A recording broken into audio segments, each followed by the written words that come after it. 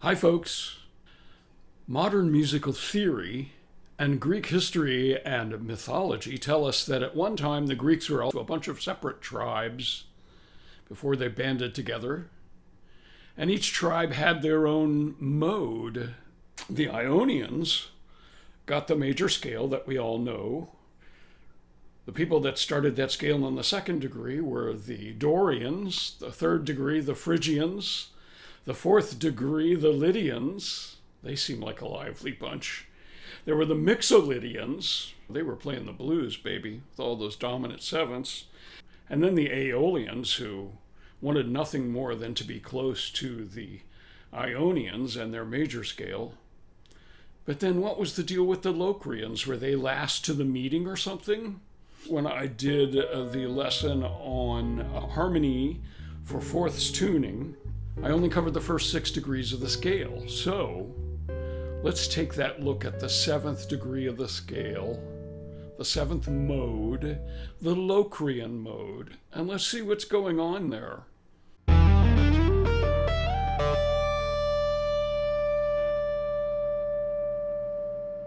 I once saw a seminar in Denver with the great jazz guitarist Joe Pass, and he said something that stuck with me forever. When you're improvising, you don't have time to intellectualize all that stuff. So everything is either a 1 or a 5, a tonic or a not tonic. I used A as the key for my demonstrations. I'm going to stick with that for now, even though it's going to get us into some difficulty here. The tonic, of course, in our situation, is the A major scale. And if I carry it beyond and up on the fourths in the tap guitar, it makes a nice symmetric pattern. We have the same pattern on the first 2 strings, and then the next 2 strings also have the same pattern.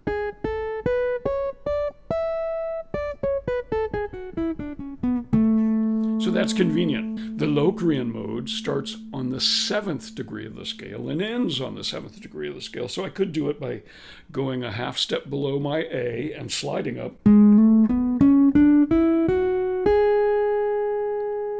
But I'm going to leave myself in that same position and start. And you'll see that we also have a very nice symmetrical looking scale here.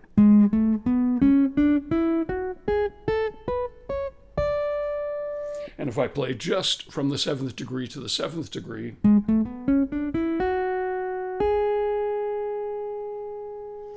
it sounds kind of unresolved, huh? Let me put the chord under it. In this case, our root is G sharp. So I'm going to put a G sharp minor chord in my bass hand. And us touch guitarists, when we're playing chords like this in our bass hand, it doesn't matter what tuning you're in. Usually we drop the 5th, which is good in this instance. I have the 1st, the 7th, and the 3rd right here in my bass hand. So let me play this scale against it. It sounds pretty incomplete, right? It wants to resolve up to here.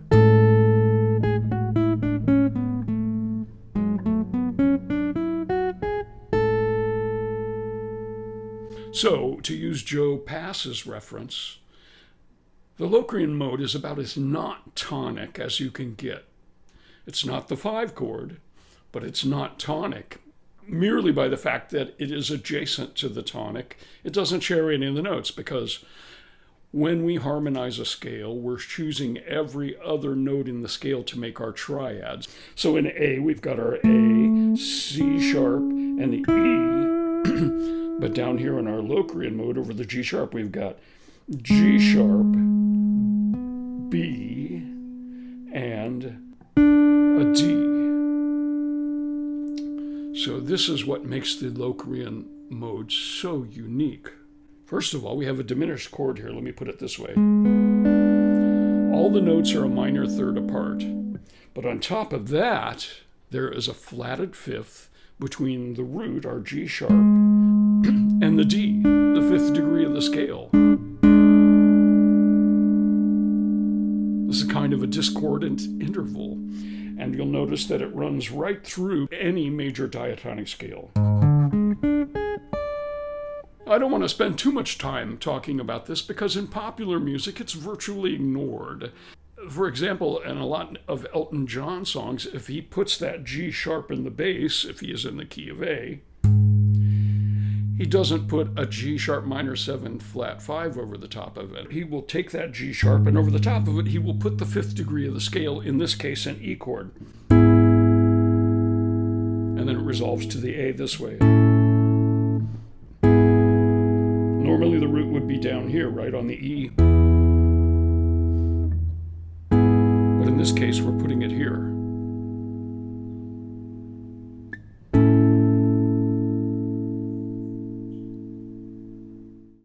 The one place it does show up in popular music is in jazz, especially in Latin jazz. And that's because of the 7th degree. We've got our 1 in the Locrian mode, our 3, which is a minor 3rd, our 5, which is a flatted 5th. If it was going to be diminished, the 7th should be flatted too, but that's not the case in this scale because it's a diatonic scale still. So the 7th degree is what's known as a dominant 7th. So when you form a 7th degree scale chord off of this, if we take this low note down to the 7th degree, what would be actually the 6th degree of the A scale, but the 7th degree of the Locrian mode, we get this, which is a minor 7 flat 5 chord if I put the G sharp in the bass. If you were to play a bass line under this chord, you don't want to use a perfect 5th. You want to go to the flatted 5th. Listen if I put the perfect 5th in it.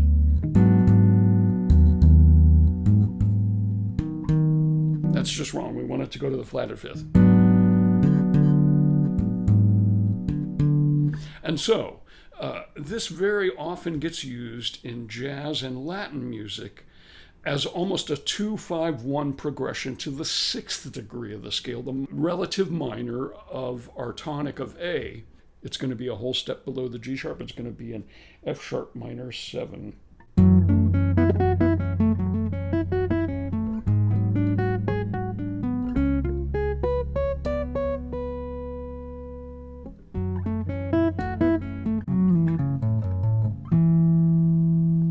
All aimed at the 6th degree as though we are playing in the key of F sharp minor. So back to our G sharp minor 7 flat 5, the arpeggio looks like this. Here's the root, the minor 3rd, the flatted 5th, and the dominant 7th, which on our all fourths tuning is going to be 2 strings above our root. G sharp minor 7 arpeggio, starting a 4th above that is right, same thing. We've got 1, 3, 5, 7 and the root, and then if we want to play the flatted 9th, flatted 9th is going to be a half step above, an octave above the root. Let me retrack.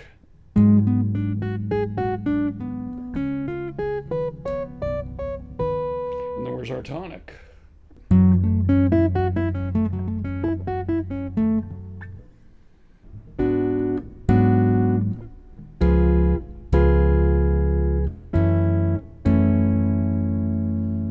Let's move it into A minor.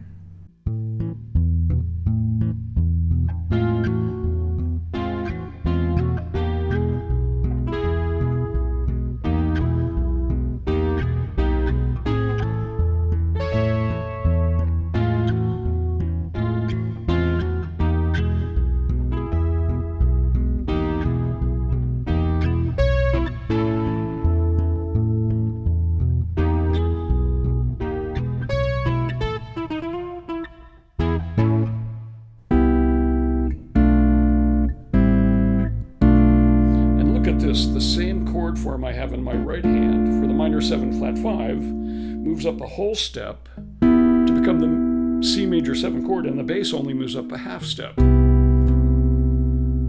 Interesting.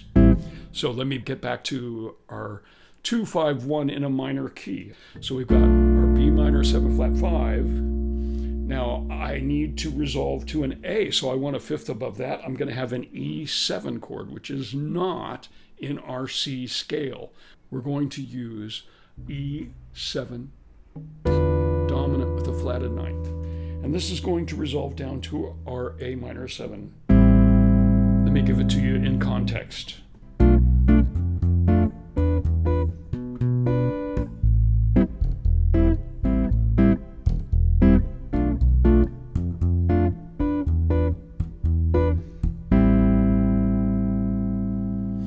So what we've basically created here is a 2-5-1 for a minor key. 2-5-1s you'll see in jazz, I'll stay in C for this example, would normally, in the key of C, we would have a D minor 7, going to a G7, resolving to the tonic, the C major 7, and that's a 2-5-1 progression, right? If we need a secondary dominant to resolve to the A.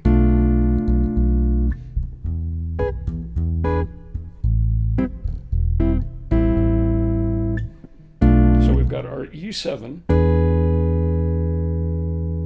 and I want to get the minor 9 in there.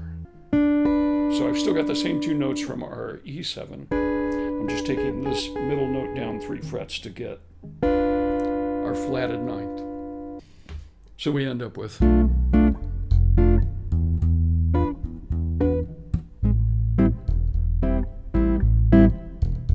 remember the flatted fifth.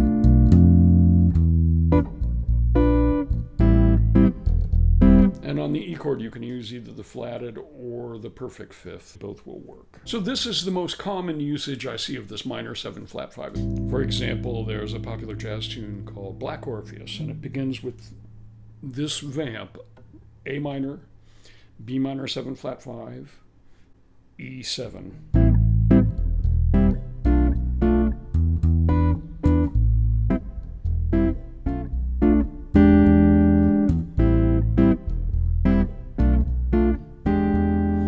Trying to imitate jazz guitar, I would use these voicings that I'm using here. We've got our A minor 7. You would move it up 2 frets, drop this fifth down to make our flat 5.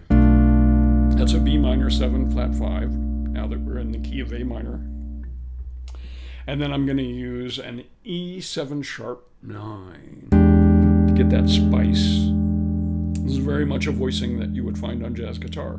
But again, you can use our octaves principle to find all the other voicings that you can possibly play for each of these chords. So for example, I might play it thusly. Here's my A minor 7, and then a B minor 7 flat 5 to an E7 with all kinds of flats and sharps in there, because I cheated, right? I'm going to show you this real quick. Now normally I would go up here to play this E7, but we can do what's called a tritone substitution. Because we're approaching the diminished world here, this can move down by a flatted fifth or an augmented fourth. So we've got, and then we get this nice chromatic movement on our upper voice to the A minor 7, highest note.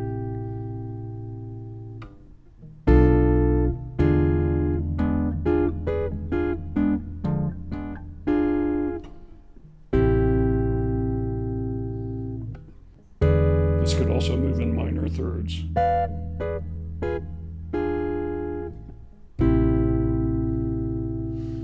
So that pretty much covers it. I don't want to spend too much time on the Locrians. They must have been a nutty bunch. They didn't know what they were doing. They were not tonic. We've got that 7th degree of the scale, which has all of these lead-ins to diminished scales, but still not quite there, so it's only half diminished. And that's why sometimes the minor 7 flat 5 chord is called a half diminished. All right, let's hope this clears all of this up, and we can get on to bigger and better things now.